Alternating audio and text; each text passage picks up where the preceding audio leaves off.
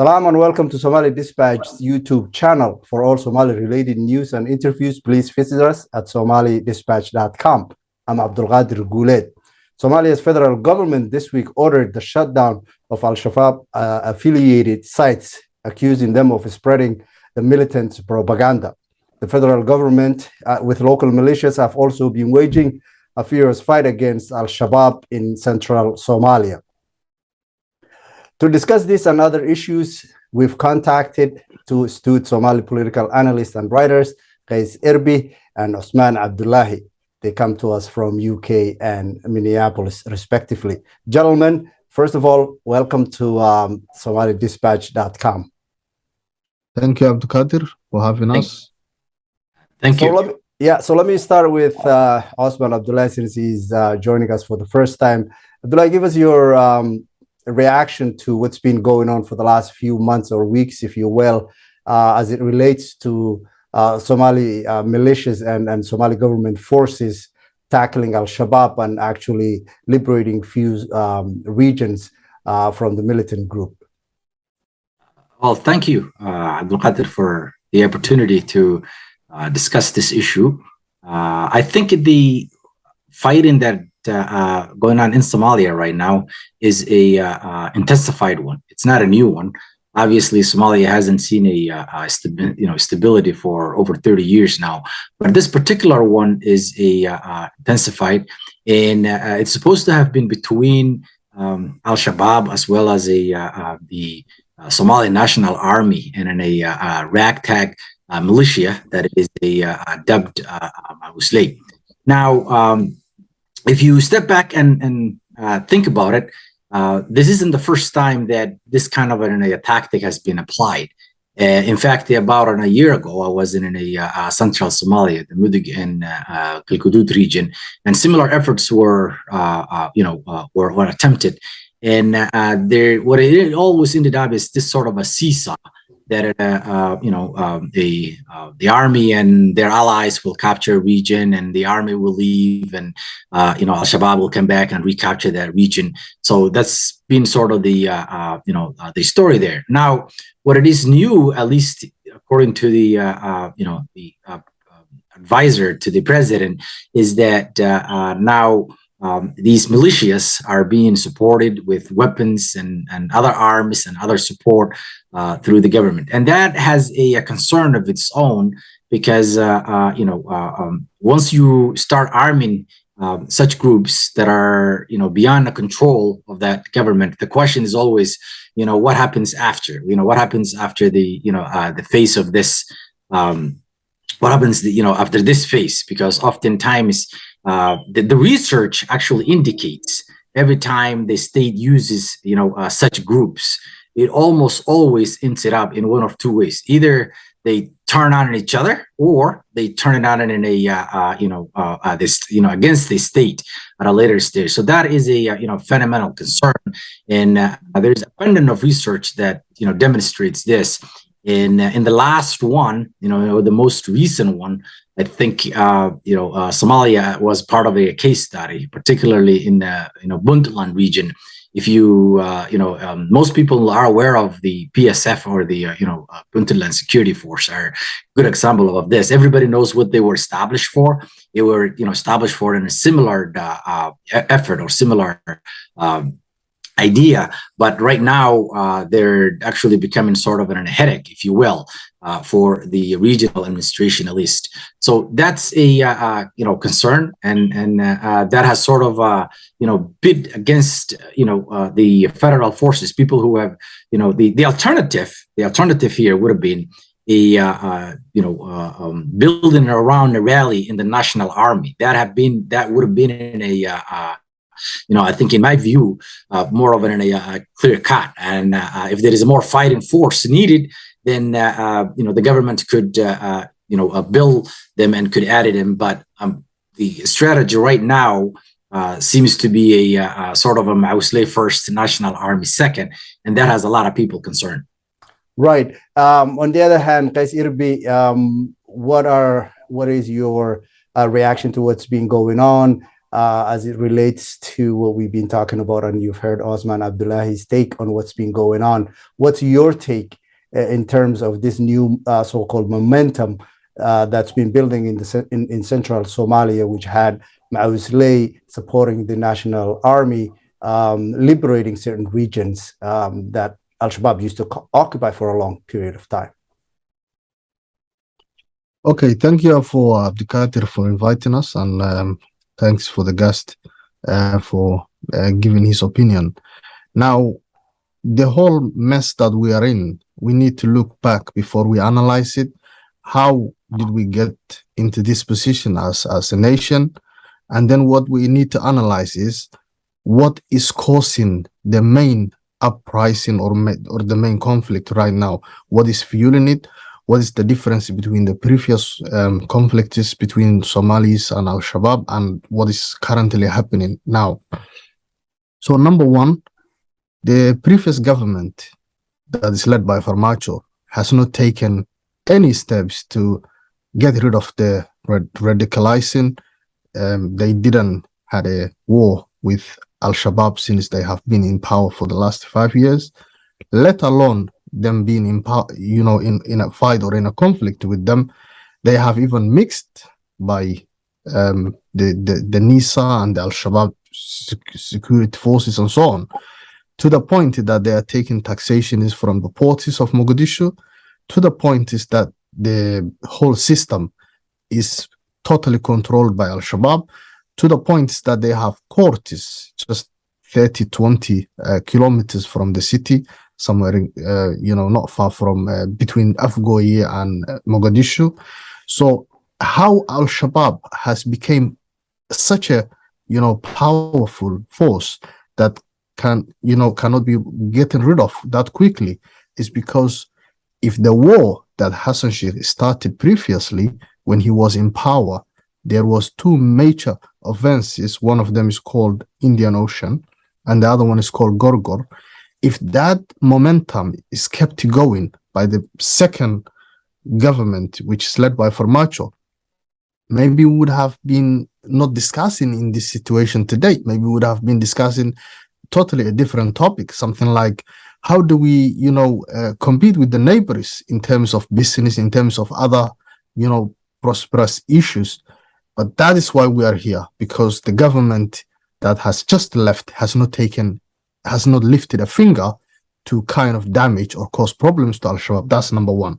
Number two, what is the situation right now compared to the situation that is been in the past between the Somali armies and the Al-Shabaab? Now the difference is Al-Shabaab is no longer fighting with Somali armies alone. They are now fighting with the Somali population, including those are outsiders, including ourselves that are in diaspora. We no longer want to listen to them. We no longer want to hear them. We want to get rid of them because we're fed up with them so far. So Al-Shabaab has been mixing with the tribes. So whenever they have problems with the Somali army forces, what they used to do is step back and mix with the tribes and use the tribes as a shield and ask them to go forward. That is no longer happening because right now Al-Shabaab is against the tribes. Al-Shabaab is killing the tribes. The tribes have now realized the religion that they are using as as a base is no longer a factor. They are stopping cars and they're collecting individuals within those cars as long as they are the tribe that is against them and they are killing. Nowhere in the religion is written something like that is acceptable. So we now see number of issues that is combining together that is signaling the end of Al-Shabaab. But what we need to understand is the main three things that's led to this current situation is: number one, people don't want Al-Shabaab anymore. Number two, we have a new government that is decided in the past and is still sticking to the same route, wanting and willing to get rid of Al-Shabaab at whatever the cost is. Number three, we have the international community that is now willing and supporting the government, that is giving the ammunition, that is giving the go-ahead to get rid of Al-Shabaab. So when you have those three factors combined together, Al-Shabaab is no longer staying anywhere in Somalia anymore. We have seen Hassan Sheikh has been traveling to Kenya, very recently to Ethiopia, Uganda, Djibouti, everywhere. The combined agreement or the combined collective decision that we are seeing is everyone should be hitting them from wherever they are, because we know these governments has armed forces in Somalia, the largest by Uganda. And now just a couple of points to mention from the friend in the discussion. He said Puntland Army or BFS is an issue because of they have been set up that way. They have been set up to do something, and now they are difficult forces against the government. Listen, it doesn't matter who we give the armies to. It doesn't matter who comes against us. Nobody is going to be as bad as Al-Shabaab. So number one, we need to get rid of them. If you kind of army the tribes have elders. These elders can collect the weapons from them. We know the boys and anyone who's responsible about these guns. We can invite them and say, hey, you can be added into the national army. You can be given salary. Simple things, simple formulas that can be used. The other things that my colleague said is Al-Shabaab used to be against the Somali government armies alone, and the overall war should be between the Somali armies and the Al-Shabaab. No, Al-Shabaab is enemy for everybody. They are my enemy. They are your enemy. I don't understand why you cannot see that quite clearly. And as long as we are all supporting the current Somali government, as long as we're supporting the Awsile or whoever is against them, everybody should be on our side, and they should be on our enemy. Simple. Okay, so you've both said a lot here. I'll throw it back to Jamal Abdullahi to perhaps dissect, Quays Irby's reasoning in having the tribes fight alongside the government forces. You've highlighted some of the issues that may exist or might arise from that, and perhaps looking back, there might be similar issues that would come out of this. But in having said what he said, what are the specifics of what you perhaps foresee could be the result of this? So first of all, this government led by President Hassan Sheikh Mohammed has more either former or bona fide Al-Shabaab leadership. The founder or the co-founder of the group is a minister. The Minister of Health is on a record, bludgeon loyalty to this group. The very head of NISA has been under multiple sources, including his predecessor, evidence that he's a collaborative of this group. So the notion that this government is serious about fighting this group is a hogwash.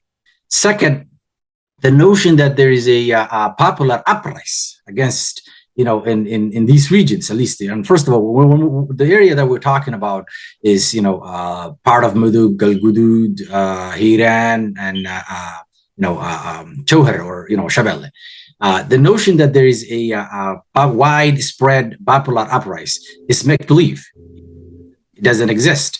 I just did I just read a great paper and, about this. And there are pockets, however, within the Hiran region that this group has lost support. So in the current landscape, those are some facts. Yes, I think there is a desire to create a, that there is an uprising, against this. But as it is right now, there just isn't. It just doesn't exist. Now, the other major problem that I think, supporters of this government, including our, colleague Abdul Qadir, are making is every time that you try to mobilize any sort of a political activity in a clannish, fashion, okay, it almost always backfires. That is the reason that we're here. That is the reason that led to the destruction of the Somali state. And that is one of the fundamental reasons that we can't put this state together, that we can't resurrect the Republic, of Somalia. So this notion that somehow it's going to be different when you arm, a clan militia, that somehow it's going to be, the outcome is going to be different, is a make believe. Now, if you just look at it, if you just zoomed in, if you just focus it in the Hiran region, because that has been most of the fighting and most of the intensified fighting has been going on, in region, in places like, Makori, this area where a good, a elderly, was killed. The pattern of fighting seems to be an identical. What I alluded here, when I started it in this conversation in Mudug, which is, an army and some sort of a supporting group will come in, will capture an area, will drive this group out, and because of the quantity and the equipment and the need the national army has, they will be asked to move on to it in a different area.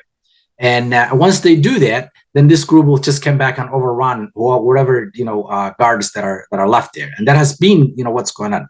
So the counter strategy here that is required here, that government seems to be either not interested in or not wanted to invest, is to build the army, expand the army. And if these guys, if these Mausley or this clan militia are such a wonderful fighters, okay, then why not incorporate them right now while you haven't control? Because one of the things that happens is that the reason that the government has a monopoly on violence is because it's supposed to have a control of the weapon. Okay, once you give out the weapon, once you arm everybody, then it's like a banana republic. It's chaos. It's everybody's equal.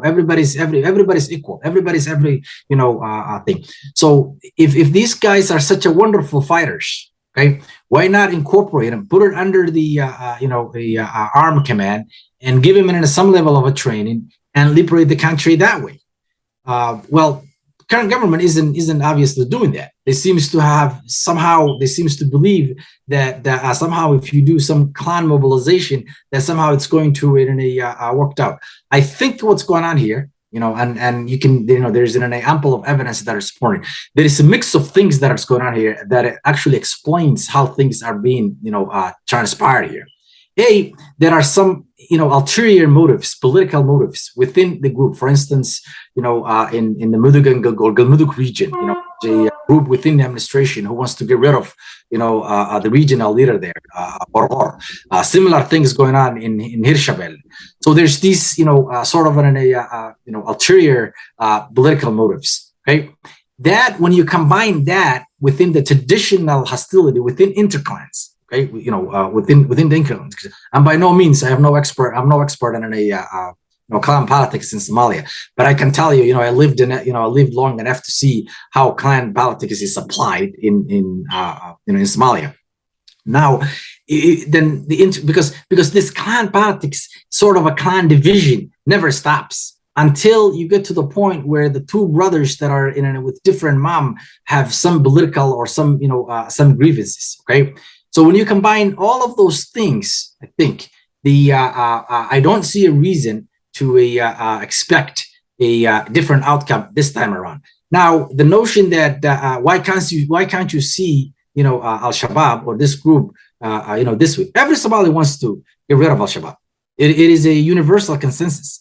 What the difference is the strategy, and it's the tactic, and it's the unstated motive that I think this government is miserably failing.